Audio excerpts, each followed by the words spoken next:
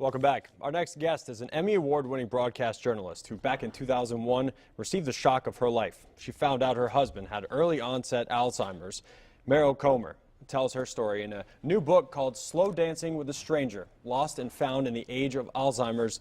And she joins us here now. Meryl, I first off cannot thank you enough for being a part of this show here. I tell you, I mean, just watching some of the documentaries that you've been a part of and just reading some excerpts from this book, I mean, just powerful insight there into just what exactly, is like with, when you're going through something like this. I mean, take us back to day one when you first heard, just that diagnosis. Well, go back almost 20 years. A diagnosis then meant there were no disease-modifying drugs.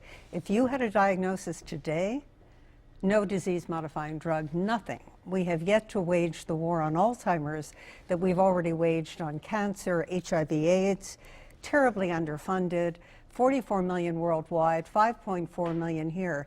But you have to unlock the conversation. It's the only reason, Nick, that I wrote the book, to have an honest conversation about a very cruel disease. Ebola is fast and lethal. Alzheimer's is slow and lethal and cruel because it destroys who you are. So, this is, you're a big sportsman, why do you think we're worried about concussion from sports? It's because it increases the likelihood of dementia further down.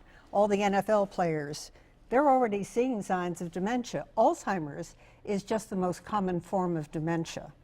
And you mentioned the day-to-day battle that you have to go through just on both sides of the equation. You've referred to yourself as a POA. Can you expand on that, just the struggle? Well, it is the intensity of care over years. The average caregiver today is 48 years old, sandwiched with taking care of her kids, taking care of their parents, maybe a spouse.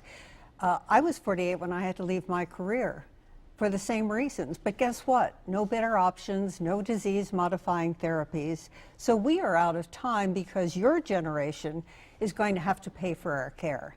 And it's bankrupting. Families go bankrupt around this disease, plus the cruelty. It destroys who you are. So I'm really all about, prevention. A4 prevention trials, by the way, are going on at Georgetown right now. Very good. And the book benefits the cause there as well. So 100%. Cannot thank you enough for joining us and spending part of your noon hour with us. Have a great day.